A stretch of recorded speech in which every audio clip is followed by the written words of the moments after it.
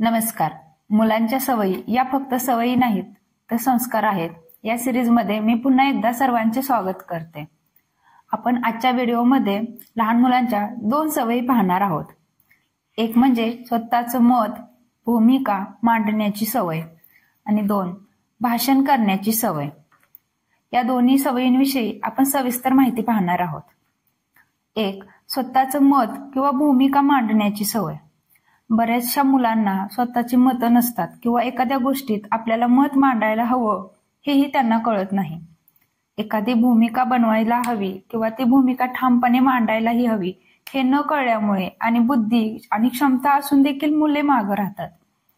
याचं एकच कारण की मला काय वाटतं हे त्यांना सांगायची सवय नसते किंवा आपल्याला आपलं स्वतंत्र मत आहे किंवा असणं आवश्यक आहे, स्वतःच्या मताची गरज आहे हे देखील त्यांना ज्ञान नसतं. आपल्या मुलांमध्ये स्वतःची भूमिका बनवणं, एखाद्या गोष्टीत मत बनवणं ही सवय असायलाच हवी. या सवयीतून मुलांना काय मिळेल तर ही सवय मुलांना आत्मविश्वास देते. जो आत्मविश्वास त्यांना प्रत्येक ठिकाणी वेगळा विचार करायला भाग पाडेल.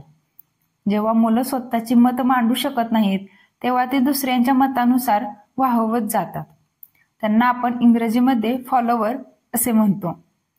पण ज्या वेळेस मुलं स्वतःची मतं बनवतात त्यावेळेला त्यांची स्वप्रतिमा ही जास्त उजळ होते आणि ज्या मुलांची स्वप्रतिमा चांगली असते अशाच मुलांमध्ये जास्त कॉन्फिडन्स दिसून येतो.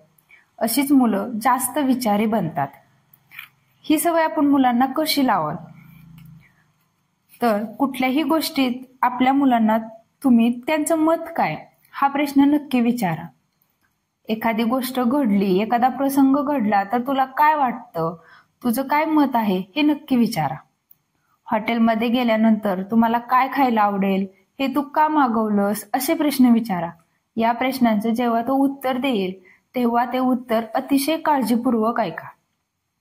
कदाचित मुलांचं उत्तर बालिश असू शकेल परंतु तरीही त्यांच्या त्या उत्तराचा देखील आदर करा.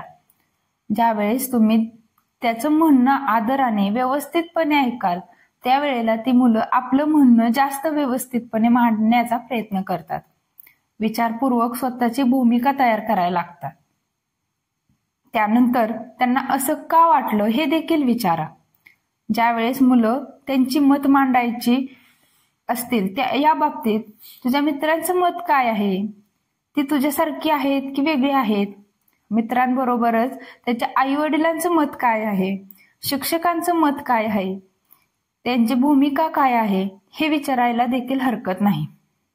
असं दिसून येतं की ज्या मुलांना विचारपूर्वक मत किंवा भूमिका मांडण्याची सवय लागलेली असते अशी मुलं आपल्या बुद्धीचा, आपल्या मेंदूचा जास्त वापर करतात.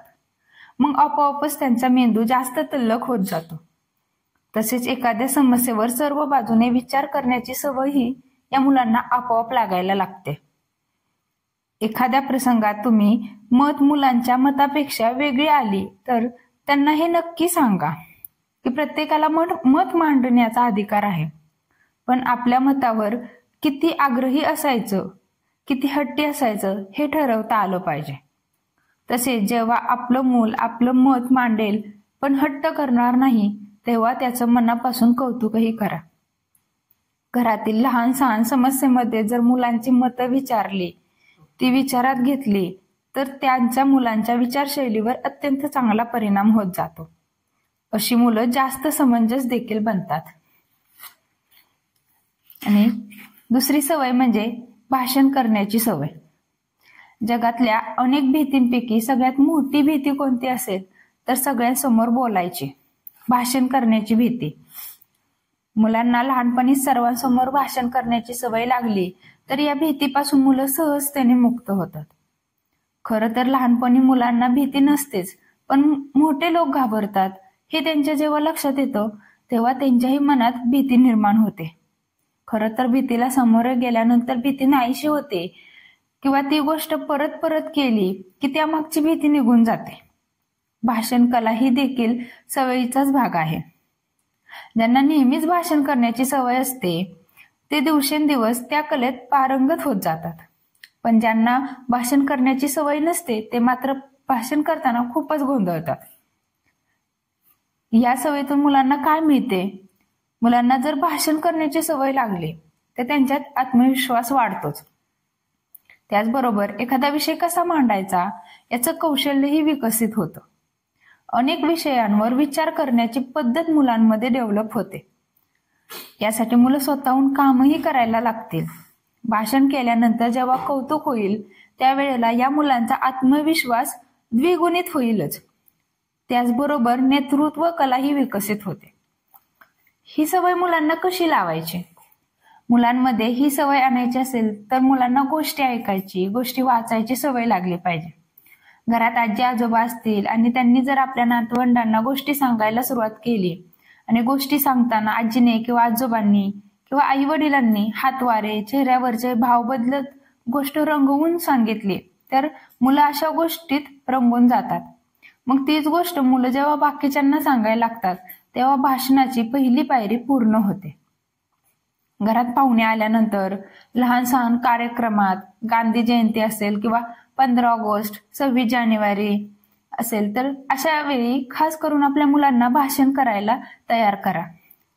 जरी शाळेत भाषण करण्याची संधी मिळाली नाही तरी घरातले सगळे बसून आज आमचा मुलगा भाषण करणार आहे हे सांगून चांगल्या वक्त्यासमोर बसतो तसे मुलांसमोर बसा आणि त्यांचे भाषण ऐका. एक वेळ आली तर त्यांना कागदावर नोट्स काढायला सांगा. त्या नोट्स वाचून सांगायला सांगा. परंतु आधार न घेता भाषण करण्याची सवय लावा. भाषण करण्याची सवय ही फक्त भाषणानेच येते असं नाही. वर्तमानपत्रातील एखादी बातमी, एखादं पत्र वाचून दाखवणं, विनोद सांगणं हे जरी मुलांना करायला सांगितलं तरी मुलांमध्ये भाषण करण्याची सवय सहजतेने विकसित होते. तरी या 2 सवयींमुळे स्वतःचं मत मांडणं आणि त्याचमुळे भाषण करण्याची सवयही मुलांना खूप चांगल्या प्रकारे लागू शकते. तर हा व्हिडिओ तुम्हाला कसा वाटला हे कमेंटमध्ये नक्की सांगा. या सवयींबद्दल तुम्हाला काय वाटलं हेही कमेंटमध्ये नक्की सांगा. नवीन असाल तर चॅनलला सबस्क्राईब करा आणि व्हिडिओला लाईक करा. धन्यवाद.